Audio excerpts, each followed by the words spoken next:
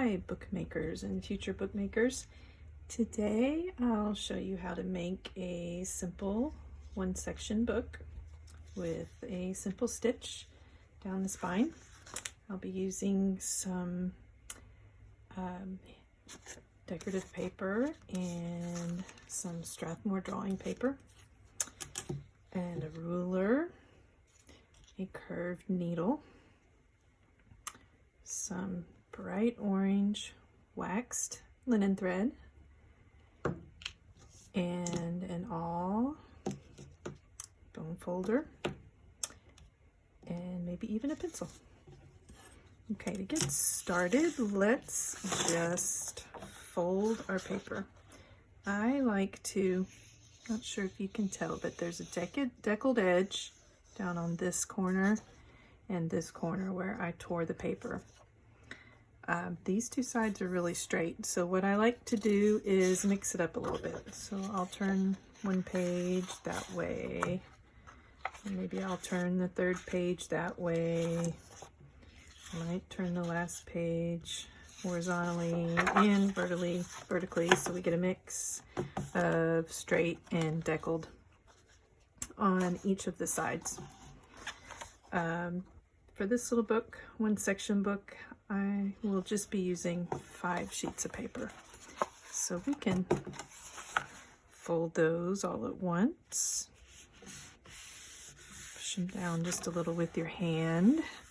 And then you can use a bone folder, or really you can use a Sharpie if you need to. Just make sure your edges are nice and crisp. This is another type of burnisher that came with my 3M mounting adhesive. You could probably use that too, but it's really more for burnishing larger sections of paper. Okay, we have everything folded. Now next, we just need to measure out where we're going to stitch it on the spine. For this sewing, it really doesn't matter how many you have, how many holes you have, or really even where you put them. You're going to want enough to make a pretty pattern with your stitching. So I think for this one I'll measure about a 1/2 inch from each end. So I'll have one there, and then I'll do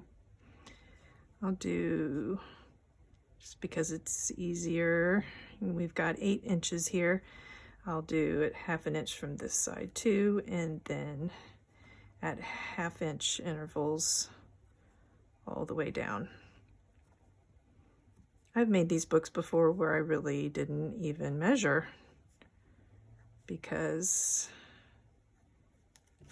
it really didn't matter if I had them all nice and spaced out, but it's always best to space them out evenly. Okay, so I have my measurements here. I'm going to take my book cradle here and all of my paper together, and actually I'm going to have to fold it back this way because I need to put it in my book cradle like that, and use my awl to punch some holes. I'm working right now on a laser file to cut a simple book cradle. You can punch these holes without a book cradle, and for this kind of book, no big deal. I have the book cradle because I like to do books with many sections, and after a while it would get a little old punching without a book cradle. But here you can just hold it carefully, and you just want to make sure what the book cradle is good at is keeping it folded just a little bit so that your pages don't get out of sync with each other. You want your holes to go right through the middle of your fold there. So I'm just going to finish this. Really, you don't have to use an awl. You can use a needle to punch your holes. It's just not as comfortable to hold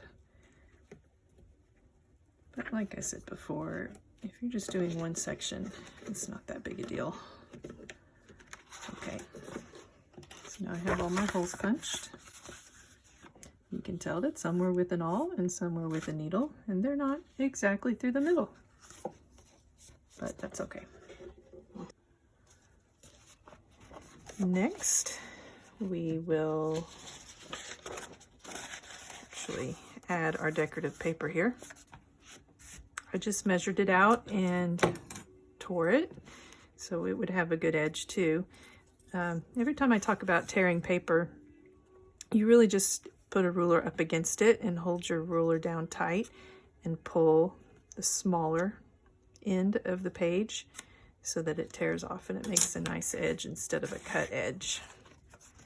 Okay, now that we have our...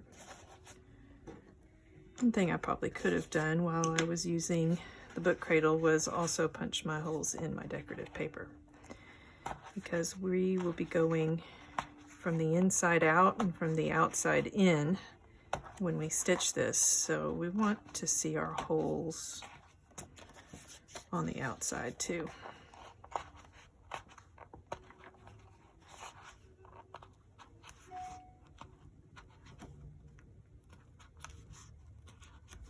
Okay, there we go. Now measure out your thread. This is waxed, pre-waxed linen thread. Really nice to use for bookbinding. It's really strong and a good thickness. You can find this Irish waxed linen thread in a lot of places. I purchased mine from Hollanders. So to measure it out, we'll just figure on a little over maybe 3 lengths of your spine. And then since I don't have my scissors right here, I'll just cut it with this knife. Curved needles are great to have, not always completely necessary, but I'll show you in a minute why the curved needle is very helpful. We will put our thread our needle, which isn't always the quickest. Okay. And then when we start our stitching, we'll start at one end, go from the inside out. This is a book that I like to teach kids to make because it's pretty easy and it makes a neat looking little pattern on the outside. My daughter has made several of these because she loves to draw. Okay, from the outside into our next hole, and if you can't find it, you can always just make sure it's there, but we do need to go from the outside in.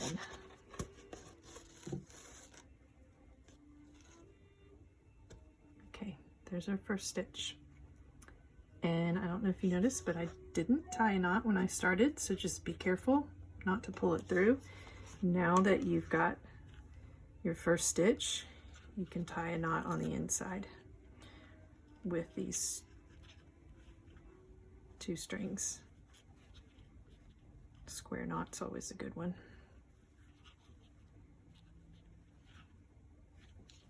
Okay, now that's secure. We will go back from the inside to the outside. Every time you make a stitch, you want to check it and make sure that it's even and the right tautness. You don't want it to be too tight where it's stretching your pages, but you don't want it to be loose either. Okay, now that we've come back to the outside, what we're going to do is hook under our last stitch. And that's where the curved needle is really nice if you're doing a lot of hooking or going underneath older stitches.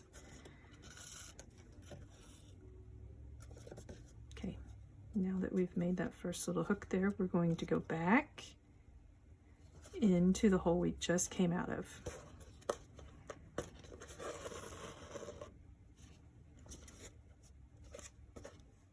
Make sure your stitch is nice and straight.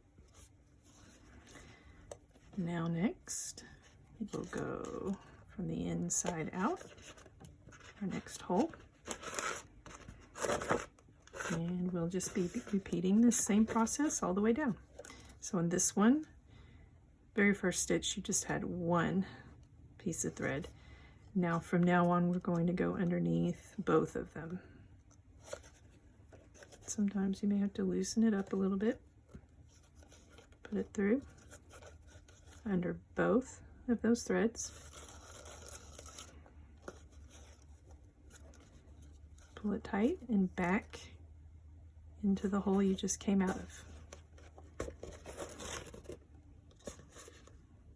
And repeat.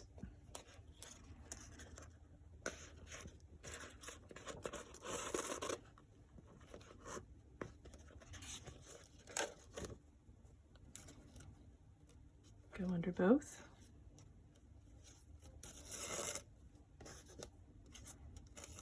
Pull it where you make your little loop and back into the hole you just came out of.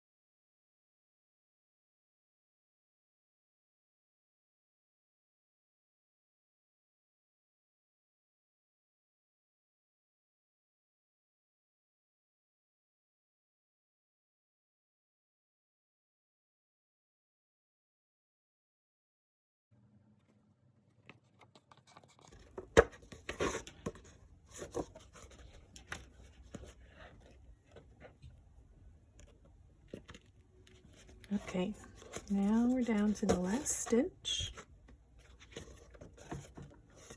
Do it just like all the other ones. Under both.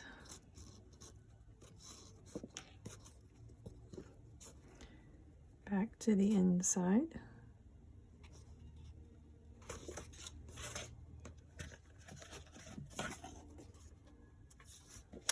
And you want to hook under this stitch and go ahead and just make it into a knot and cut it off.